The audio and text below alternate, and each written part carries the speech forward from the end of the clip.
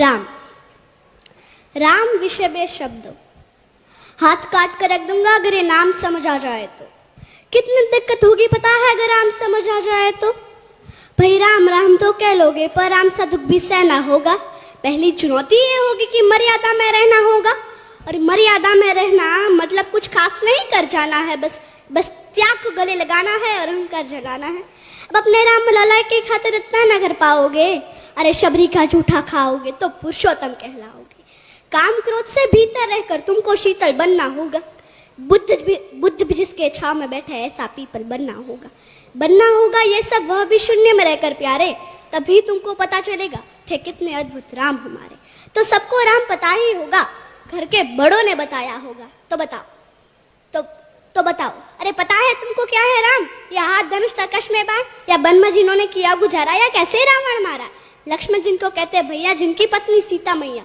फिर तो यह वही कहानी, एक था राजा एक थी रानी।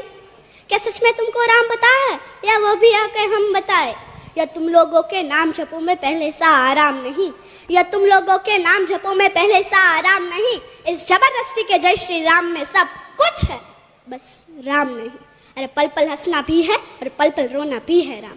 सब कुछ पाना भी है और पाकर खोना भी है राम। ब्रह्मा जी के कुल से होकर जो जंगल में सोए हो, जो अपनी जीत का हर्षो रावण की मौत पे रोए हो, शिव जी जिनकी सेवा खातिर मारुत रूप में आ जाए, शेष नागकुल लक्ष्मण बनकर जिनके रक्षक हो जाए, और तुम लोग काम क्रोध छल कपट अहंकार सीने से लगा के सो जाओगे, तो कैसे भक्त बनोगे उनके, कैसे राम समझ पाओगे? अघोर क्या है पता नहीं और शिव जी का वरदान चाहिए। ब्रह्मचर्य का इल्म नहीं और इन भक्त स्वरूप हनुमान चाहिए।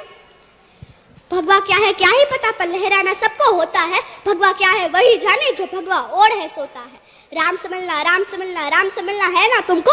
निश्चित मंदिर जाना होगा, उससे पहले भीतर जा संग अपने राम को लाना होगा।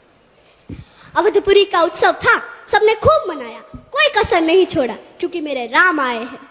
जय सिया राम। और हाँ, हमें भी अयोध्या आना। मैं सनातन धर्म की योद्धा आद्याबा जाडेजा। भारत संतों की भूमि है, इसलिए तो कहते हैं कि भारत जमीन का टुकड़ा नहीं। भारत जमीन का टुकड़ा नहीं, जीता जागता राष्ट्रीय पुरुष है। हिमालय मस्तक है, गौरी शंकर शिखा है, कश्मीर किरट है, पंजाब और बंगाल दो विशाल कंधे हैं, विंध्याचल कटी है, नर्मदा करगनी है, पूर्वी और पश्चिमी घाट दो विशाल जंघाएं हैं, कन्याकुमारी इसके चरण है, सागर इसके पग पखारता है, पावस के काले काले मेघ इसके कुंतल केश है, चांद और सूरज इसकी आरती उतारते हैं। यह वंदन की भूमि है, अभिनंदन की भूमि है।